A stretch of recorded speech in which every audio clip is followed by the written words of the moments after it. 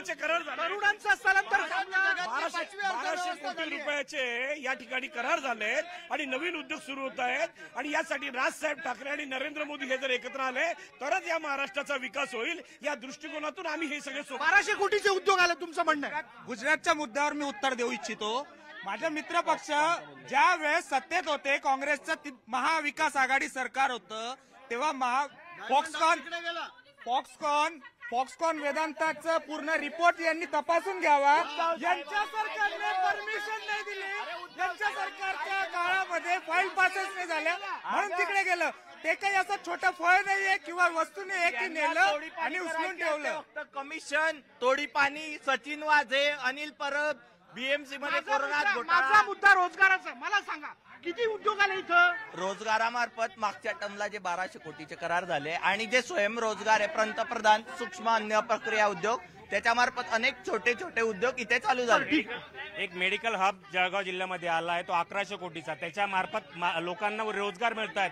जळगावचे कमीत कमी 450 लोक, 450 तरुण त्या ठिकाणी काम करतात. जळगावचे, कंपनी पुण्याची, पण जळगावचे लोक काम करतात. यांच्याकडे माहिती नाही, यांच्याकडे पुरावे नाही, त्यानुसार हे बोलत आहेत. मला पुढल्या मुद्द्याकडे जायचं. रोजगाराचा मुद्दा संपवतो मी. हा, रोजगारचा मुद्दा असा आहे, उद्योग मिनरल वॉटरचे उद्योग या लोकांनी आणला. भुसावळ मध्ये रेल नीरचा उद्योग आणला, पण कोणाकडे तो रेल नीरचं काम आणि या उद्योग आणल्यामुळे रेल नीर कोणाकडे हे अगोदर हे सांगा. हे बीजेपी वाल्याकडे रेल नीरचं काम आहे. एक मिनिट ऐकून घ्या. आणि त्याच्यानंतर या लोकांनी सर्व मिनरल वॉटरच्या कंपन्या बंद करून टाकले, कारण की ते मिनरल वॉटर रेल्वेमध्ये फक्त रेल नीर विकले जाते. दुसरा कुठे गेला? दुसऱ्या कंपन्या कुठे जाणार आहे? जळगाव जिल्ह्यामध्ये आजपर्यंत कुठला विकास झालेला नाही आणि कुठली एमआयडीसी आले नाही. आताही जळगाव जिल्ह्यातील सर्व मुलं जे 60% मुलं हे पुणे मुंबई साईडला कामाला आहे. जळगाव जिल्ह्यातली जी एमआयडीसी होती ती सुद्धा आता बंद पडण्याच्या अवस्थेत फक्त 10% एमआयडीसी चालवली आहे. आणि हे जर म्हणत असेल की आम्ही उद्योग आणले तर यांनी जळगाव शहरासाठी, जिल्ह्यासाठी एक उद्योगचं नाव सांगावं. आणि जळगाव जिल्ह्यामध्ये उद्योग तर कुठले आले नाही, पण जे आपल्या महाराष्ट्रात होते ते गुजरातला पळवलं. आणि शेतकऱ्यांचा प्रश्न इतका गंभीर आहे. कांदा आहे, 2 कोटी नोकऱ्या 10 वर्षाला देणार होते, कोणाला मिळाल्या नोकऱ्या? फायनल एकच मुद्दा. या महाराष्ट्र राज्यामध्ये देवेंद्र फडणवीस साहेब गृहमंत्री असताना पत्रकारावर लाठी चार्ज होतो, वारकरी समजावर लाठी चार्ज होतो. मला सांगा, 30 वर्षात बीजेपीचे खासदार असल्यावर एकही उद्योग इथे आलेला नाही. इथली बेरोजगारी वाढली आहे. जळगावचे तरुण मुंबई, पुणे आणि बाहेर नोकरीला. यांनी महिलांचा किती अपमान केला आणि किती सन्मान केला. कापूस, शेतकरी गिरीश भाऊ महाजन कापसाच्या संदर्भामध्ये उपोषणाला बसले होते की कापसाला 10,000 भाव पाहिजे आणि आता त्यांचं सरकार आहे 6,700 कापसाचा भाव आहे. मग कुठे गेले गिरीश भाऊ महाजन? कुठे लपले आहेत? त्यांनी उत्तर द्यावं गिरीश भाऊ महाजनांनी. आणि शेतकऱ्यासाठी हे खोटं बोलता.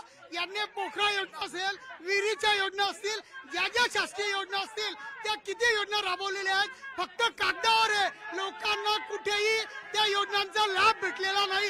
हे खोटं बोलता, आकडेवारी खोटी देतात. विरोधकांची कंडिशन अशी आहे, यापैकी एकही कापूस शेतकरी, कापूस शेतकरी तेच सांगतोय, यापैकी एकालाही नॉलेज नाही. फक्त वरिष्ठांना खुश करण्यासाठी अपूर्ण माहिती देतात. शेतकऱ्याचं भलं या सरकारने केलेलं नाही आणि सरकार विरोधी सरकार आहे. नेते आंदोलन केल्याने एकमेव व्यक्ती होते गुलाबराव पाटील की जे शेतकऱ्यांसाठी शिंगाडा मोर्चा काढत होते, शेतकऱ्यांच्या न्याय हक्कासाठी लढत होते. आणि आज हे जरी विरोधात असले तर एक आंदोलन शेतकऱ्यांसाठी केलेलं नाहीये. बरं, माझा प्रश्न घेतो. माझा प्रश्न मला आत्ताच माझ्या ज्ञानात भर पडली. गिरीश महाजन कापसाला 10,000 भाव मिळावा म्हणून उपोषणाला बसले होते. आता भाव काय मिळतोय कापसाला? आपल्या माहिती करता सांगतो, मान्य गिरीश भाऊ तरी शेतकऱ्यांच्या कापसासाठी भाव काय मिळतो? माऊली, भाव काय मिळतो?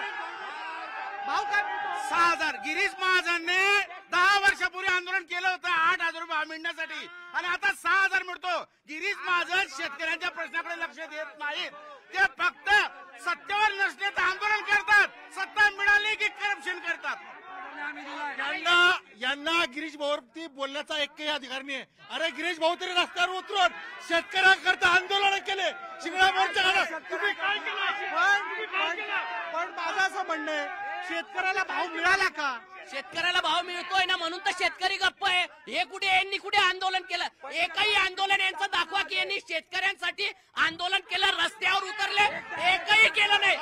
उलट गिरीश महाजनांनी आजही जिल्ह्यातल्या शेतकऱ्यांच्या घरात कापूस ठेवलेला नाहीये. अहो सगळा गेला. हे बघा, काही शेतकऱ्यांनी भाव जास्ती मिळावा म्हणून थांबून ठेवलाय, पण 90% शेतकऱ्यांनी कापूस विकून टाकलेला आहे आणि पैसे घेतलेले आहे.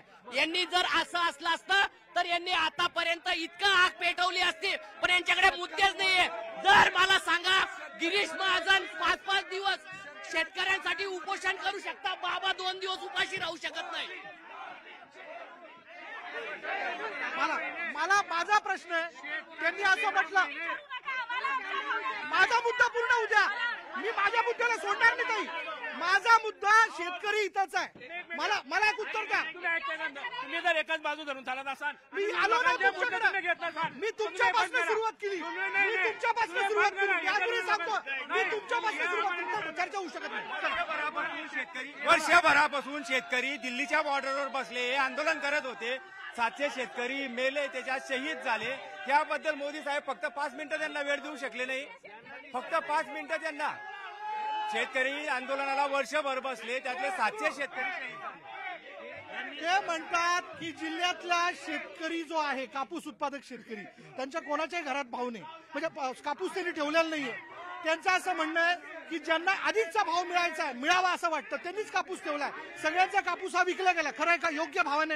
योग्य भावाने विकला गेलेला नाही. अक्षरशः लोकांनी 5,000च्या भावाने कापूस विकलेला आहे. शेतकरी हा कर्ज घेऊन मार्केटमधून, बाजारातनं पैसे घेतो, व्याजाने पैसे घेतो आणि व्याज देणं ते सावकार त्याचे मागे लागलेले असतात, त्याला त्यांचे पैसे द्यायचे असतात. म्हणून मिळेल त्या भावाने तो दिवाळीपर्यंत कापूस विकतो आणि ज्यांच्याकडे पैसा आहे ते कापूस विकत नाही.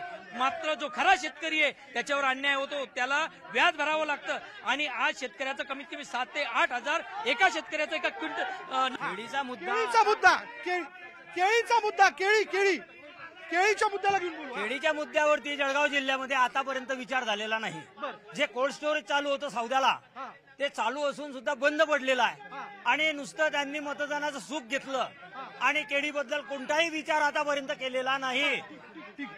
केळीचा मुद्दा उपस्थित झाला. केळी उत्पादन तुमच्याकडे घाऊक प्रमाणात केळीचं उत्पादन केलं जातं. कुठे गेले आमदार महोदय? माझे आमदार महोदय या पुढे या. केळीच्या मुद्द्याला घेऊन चला, मी तुमच्याकडे येतो. केळीचा मुद्दा बर नेते बोला. ते म्हणे की सौद्याला कोल्ड स्टोरेज सुरू होतं केळीच्या संदर्भातला. बर नेते चला, केळीच्या विषयाला घेऊन असं लक्षात येतं की केळी ह्या राज्याच्या बाहेर पाठवण्यासाठी रेल्वेचे वॅगन उपलब्ध होत नाही. हा अतिशय छोटासा प्रश्न. यातले अर्धे जास्त शहरात राहणारे, यांना ग्रामीण मधलं केळी मधलं काही नाही. केळी धारकांना पीक विमा मंजूर भेटला पाहिजे. केळ्याच्या शेतकऱ्यांना याच्याकरता माननीय नामदार गिरीश भाऊंच्या माध्यमातून कलेक्टर जवळ सगळ्यात पहिल्यांदा कृषी मंत्र्यांच्या आम्ही बैठका लावल्या. यांनी एक पत्र दिलंय का शेतकऱ्यांना केळी पीक विमा मिळाल्याचा एक पुरावा दाखवा. त्या वॅगनसाठी माननीय नामदार गिरीश भाऊंनी. माऊली मला सांगा, तुमच्या केळी उत्पादनावरती प्रक्रिया करणारा किंवा त्याला बाय प्रोडक्ट करणारा एक तरी उद्योग तुम्ही आणला? स्वर्गीय हरिभाऊ जावडे आणि माननीय नामदार गिरीश भाऊंच्या माध्यमातून केळीचं महामंडळ स्थापन मुख्यमंत्री साहेबांनी केलेलं आहे आणि येणाऱ्या काळामध्ये तो सुद्धा केळीवर प्रक्रिया करणारे उद्योग या ठिकाणी उपलब्ध झाल्याशिवाय राहणार नाही. तालुक्यामध्ये केळीच्या पानापासून रेशम तयार करणारे उद्योग खूप मोठ्या प्रमाणात त्या ठिकाणी आहे. आणि हे काय सांगतील, यांना माहितीच नाहीये. हे राहतात शहरामध्ये आणि गप्पा करता ग्रामीण भागातल्या. केळीवरती या गोष्टीची येतो केळी ते मोदींना पिकू म्हणताय ना, ते मोदींना पेकू म्हणता. आता बघा, जो बायडन काय म्हटले होते, there is another AI, America and India. आणि ऑस्ट्रेलियाचे PM बोलले होते, prime minister Narendra Modi is a boss. म्हणजे परराष्ट्राचे नेते आपल्या देशाच्या नेत्याचं इतकं कौतुक. केळीचा मुद्दा, केळीवरती प्रक्रिया करणारे उद्योग इथं आले का? ह्या ठिकाणी केळीवर प्रक्रिया करणारा एकही उद्योग आला नाही. केळीच्या शेतकऱ्यांच्या बाबतीत एवढे हाल झालेले आहे. सर्व केळी या ठिकाणी केळीला तो एक वर पाहिजे होता. केळीला या ठिकाणी स्टोअर नाही आहे. केडीसाठी कुठला प्रक्रिया राबवण्यासाठी कुठला यांनी ह्या जळगाव जिल्ह्याला 3 मंत्री आहे, पण एकही कामाचा नाही. ग्रामविकास मंत्री आहे, पाणीपुरवठा मंत्री आहे, पुनर्वसन मंत्री आहे, पण त्या जिल्ह्याला वाऱ्यावर सोडलेले 3 मंत्री आहे. फक्त स्वतःचे ठेकेदार पोषाचं काम करतायत. शेतकऱ्यांना वाऱ्यावर सोडलेले अनेक प्रकारचे जीएसटी खतांवर 18% जीएसटी आहे. आपण आता ऐका ना, मी घेतो अधिक चर्चा करतो. मला अधिक मुद्दे अधिक चर्चा करतो. पुन्हा एकदा शेतकऱ्यांचा आणखीन एक या जिल्ह्यातला गहन मुद्दा म्हणजे त्यांना पूर्ण पीक विमा मिळाला का? चला माऊली, चला, तुम्ही स्वतः शेतकरी आहात ना, मला सांगा, असं कळतं की या जिल्ह्यातल्या शेतकऱ्यांना पीक विम्याचा पहिला हप्ता मिळाला पण दुसरा मिळालाच नाही. खरं आपल्या माहिती करता सांगतो, त्याचे जे निकष आहे त्याच्या निकषाचं वैशिष्ट्य तो ऑक्टोबर पर्यंत कोणता हप्ता पडला पाहिजे. ऑक्टोबर. ताई, शहरात राहून शेतकऱ्याच्या गप्पा मारू नका. ताई, शहरात राहून शेतकऱ्याच्या गप्पा मारू नका. 45 डिग्री तापमानात या. आणि त्याच्या हप्त्याचं वैशिष्ट्य आहे डिसेंबरच्या दरम्यान कोणता हप्ता आला पाहिजे, मार्च मध्ये कोणता हप्ता आला पाहिजे. त्याचे 4 टप्पे, त्या पीक विम्याचे 4 पद्धतीने टप्पे आहेत. आणि आता लोकसभेनंतर पुन्हा ते टप्पे मंजूर होतील. यांना किती आरोड्या मारू द्या. 400 जागा लढणारी काँग्रेस आज 18 जागेच्या उद्धव साहेबांना प्रधानमंत्री करते. हे लाचार झाले. काही असू द्या, देशाची सुरक्षा आणि रायगडमधून रक्षा, देशाची अस्मिता, जळगावमधून स्मिता, हे ठरलेलं गणित आहे. यांना काही करू द्या. जोरदार. चला, तुम्ही शेतकरी आहात ना, मला सांगा. ऐकून घ्या ना, ऐकून घ्या. त्यांनी तुमचं ऐकून घेतलं की नाही? तुम्ही आता यांचं ऐकून घ्या. पीक विम्याचा हप्ता प्रॉपर मिळाला का? नाही, कारण की शेतकरी जो केळी उत्पादक शेतकरी आहे त्यांनी हेक्टरी 10,500 रुपयाप्रमाणे प्रीमियम भरलेला होता. आणि असे 10,500 शेतकरी असे आहेत की ते निकष मध्ये बसलेले असताना सुद्धा यांनी ते प्रकरण रिजेक्ट केले. आणि जे 6,500 प्रकरण आहेत यांनी केळी पीक विमा देताना काय केलं, शेतकरी देताना 10,500 रुपये हेक्टरी पैसे भरतो आणि हे देताना फक्त 10,000, 20,000, 30,000चे पैसे देतात. मग 70,000चे पैसे गेले कुठे? म्हणजे शेतकरी प्रीमियम भरताना पूर्ण भरतो आणि हे शासन देताना 30% देतं. मला हा सवाल आहे की बाकीचे पैसे कोणाच्या घशात गेले? ठीक आहे. शेतकरी पीक विमा शेतकरी पीक विमाचे 1 रुपयात शेतकरी पीक विमा देणार म्हणून या सरकारने सुरुवातीला लाडू दाखवले आणि आजपर्यंत शेतकऱ्यांचे एवढे हालात करून ठेवलेले आहेत की ग्रामीण भागात गेल्यानंतर शेतकरी यांना प्रश्न करून हाकलून लावतायत. ना कांद्याला भाव नाही, कपाशीला भाव नाही. ज्या शेतकऱ्यांचे सर्वे पोर आहेत त्या मोदी सरकारने कुठल्याही शेतकऱ्याला भाव दिला नाही.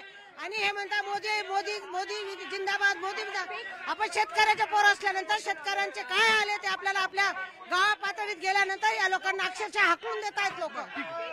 शेतकरी पीक विमा आजपर्यंत शेतकऱ्याने विमा काढलेला आहे, परंतु पीक विमा 3 वेळा या ठिकाणी चक्रीवादळ आलेलं आहे. 3 वेळा पंचनामे आले, परंतु कुठल्याही प्रकारचे शेतकऱ्यांना काही मिळालं नाही. फक्त बेरोजगारी एवढ्या प्रकारे वाढली, शेतकऱ्यांना यांनी वाऱ्यावर सोडलेले.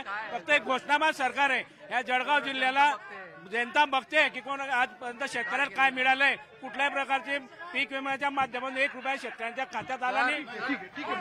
पण टिराऱ्या मारले, कोणी काय पण केला, सर्व जनता बघते. जनताला माहिती आहे कोणाला मत द्यायचा, कोणाला घ्यायचा. ठीक आहे, बोला. पीक विमापेक्षा मी सांगतो, शेतकरी वर्षभर MSP साठी दिल्लीच्या बॉर्डरवर आंदोलन करत होता. 700 शेतकरी शहीद झाले. त्याबद्दल मोदी साहेबांनी काय केलं? 5 मिनिटं त्यांना जाऊन भेटले का, बोलले का? शेतकरी त्याची काय एक गोष्ट करता येईल? देशपेक्षा वाईट वागणूक शेतकऱ्याला या राज्यात दिली गेली, तेव्हा मोदी एकदाही त्यांना भेटायला गेले नाही.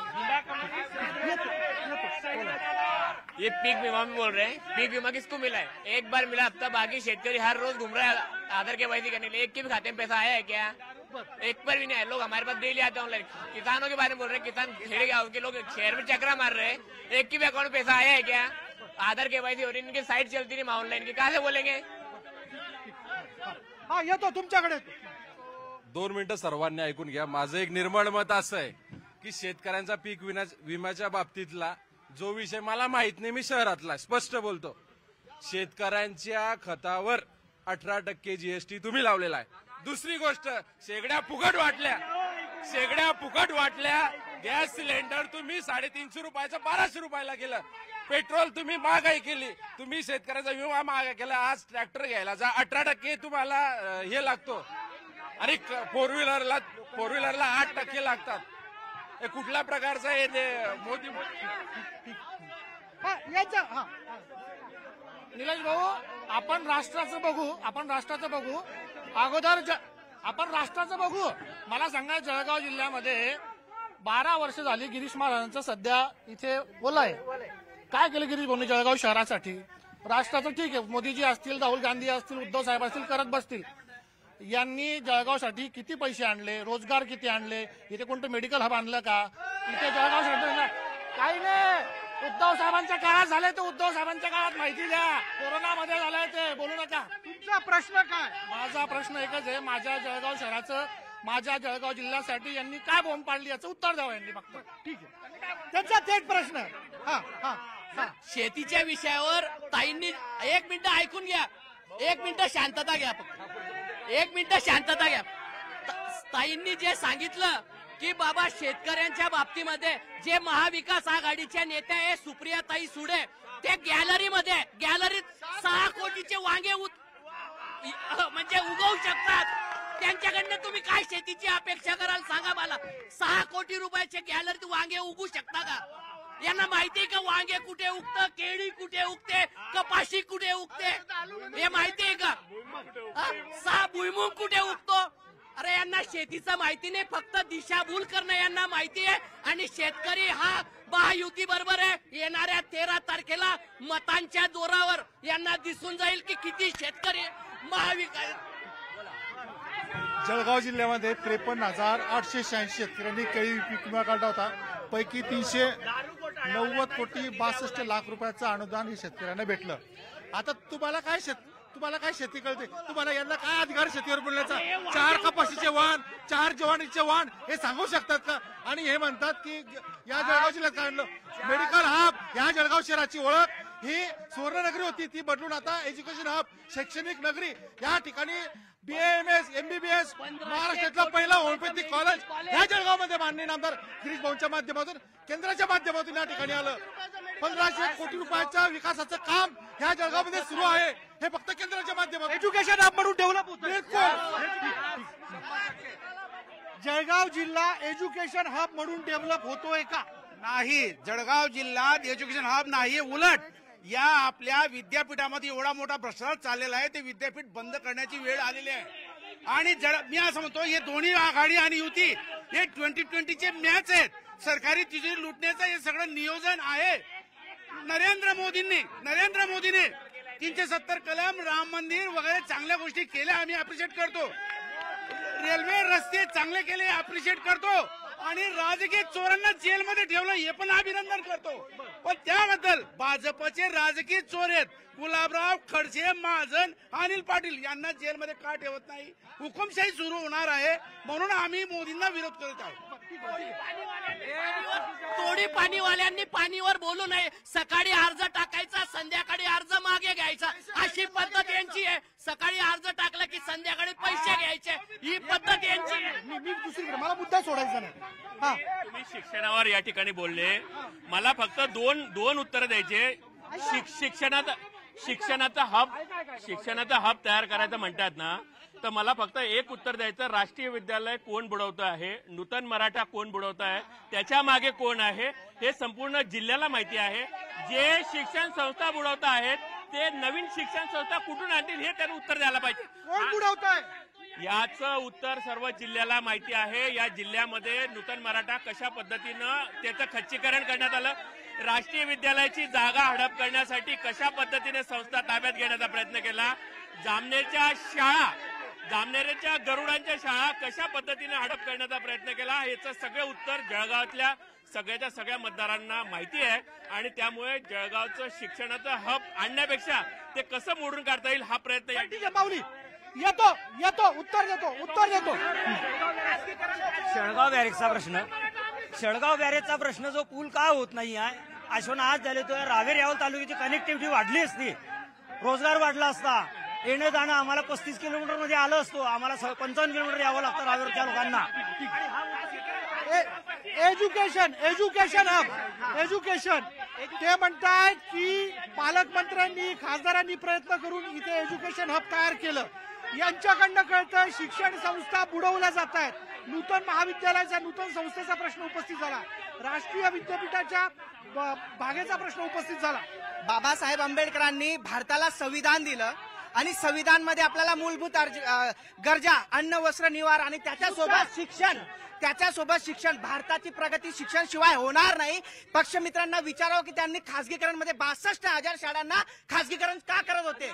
साध्या जीएसटी ते लावतात, शिक्षण साहित्यावर पण ते जीएसटी लावतात, म्हणजे पेन्सिलवर पण जीएसटी, म्हणजे 18% म्हणजे गरीब होतकरू विद्यार्थ्यांना शिकावं काय. तर म्हणजे शिक्षणाशिवाय आपली भारताची प्रगती होणार नाही आणि त्याच्यावर कसं होणार. फक्त अन्न वस्त्र याच्यावर 40 गावची राष्ट्रीय विद्यालय आपले आमदार साहेब मंगेश चव्हाण यांनी विकत घेतलेली आहे. तिथं त्यांनी 30 जागा घेऊन ठेवलेली आहे. मग शिक्षणाचं खासगीकरण कोण करतंय, या शैक्षणिक जागा कोण हडप करतंय. शिक्षणाबिना शिक्षणाचं स्तर कसं सुधरेल, विद्यार्थी कसे पडेल, देशाचं भवितव्य कसं घडेल.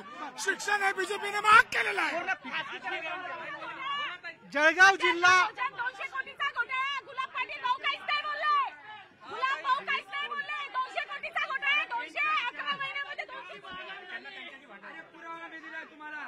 जळगाव जिल्हा एज्युकेशन हब म्हणून डेव्हलप झाला का. त्यांचं म्हणणं आहे शिक्षण संस्था बुडवल्या जात आहेत. जळगावमध्ये मेडिकल कॉलेज गिरीश भाऊंनी आणले. आपल्या जळगाव जिल्ह्यात मेडिकल कॉलेज आहे, इंजिनिअरिंग कॉलेज आहे. टॉप लेवलचा इंजिनिअरिंग कॉलेज हे उत्तराखंड आपल्या उत्तर महाराष्ट्रात सगळ्यात टॉप वनचं मोठे जळगावात आहे. गव्हर्नमेंट मेडिकल कॉलेज जळगावमध्ये आलेले आणि इंजिनिअरिंग कॉलेज आणले. स्वतःची विद्यापीठ आहे जळगावचं. कवित्रीबाई यांचं पूर्वापार सुरू असलेल्या शिक्षण संस्था सुरू आहे. नूतन मराठा आम्ही विद्यार्थी आहे. आम्ही लहानपणापासून नूतन मराठा जे सांगताय की नाही, नूतन मराठा जे बोलताय त्यांनी आम्हाला बोलू नये. आमचं बालपण गेलेलं आहे, आमच्या बापाचं नाही आहे, त्यांच्या बापाची नाही आहे, ती सगळ्यांची आहे, मराठा समाजाची. सर मी तुम्हाला सांगतो, जळगाव जिल्ह्यामध्ये जर आपण पाहिलं असेल एज्युकेशनच्या बाबतीमध्ये मेडिकल कॉलेज 1500 कोटी रुपयाचं आदरणीय गिरीश भाऊंनी आणलं.